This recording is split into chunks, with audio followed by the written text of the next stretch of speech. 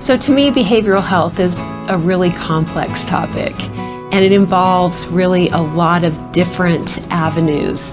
So even though behavioral health is external, it's about the behaviors that an individual has. They start with what people believe, they start with what people think, and they start with triggers. And so in my field, I actually teach several behavioral health classes, and we really work with the students to help them to understand where the motivation comes, how people learn certain behaviors, what motivates behavior, and then what are the aspects of behavior change. And so what happens to engage people in change? So why do people want to change? Usually because they're uncomfortable.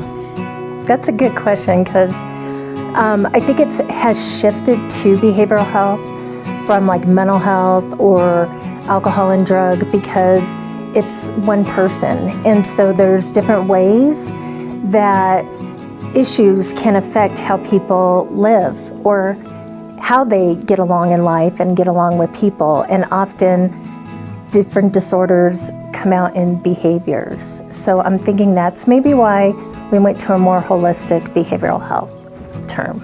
Need to make sure you find something that you enjoy. I think in the arena of healthcare, and that would include behavior and mental health, if that is your desire, and when you get into that, the satisfaction of being able to help a person, whether that's physically, whether that's mentally, and the education, being able to help a student find what they enjoy, I don't even know that you could put words to it. It's extremely satisfying and a rewarding career.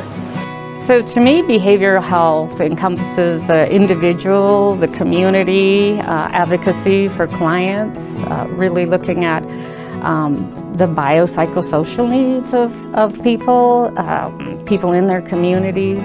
And so it's just not seeing the individual or their families, it's part of that community networking that I think is what behavioral health encompasses for me. Working with the medical system as well. We get a lot of referrals from the hospitals and seeing clients, so just that collaborative effort I think is what behavioral health is to me.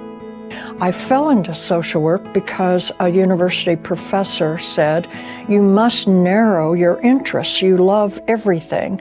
And so let's narrow your interest to social work.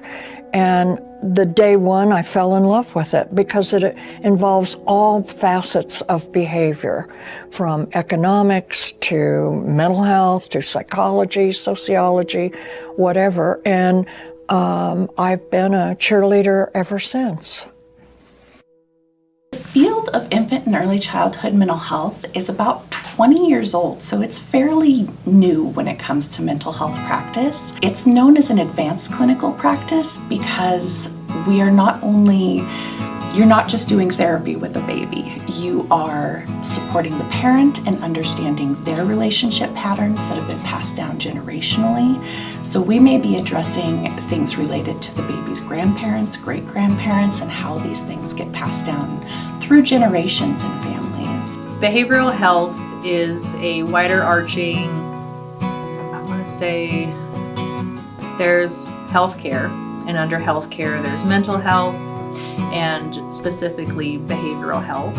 There are many different types of behavioral health. It can be counseling, different types of talk therapies, trauma therapy, and then there is applied behavior analysis, which is a specific kind of behavioral mental health service. And we follow the science of applied behavior analysis. To me, behavioral health is the connection between behaviors and your mind, body, and spirit. Mental health is ensuring that your mind is working in the way that it should.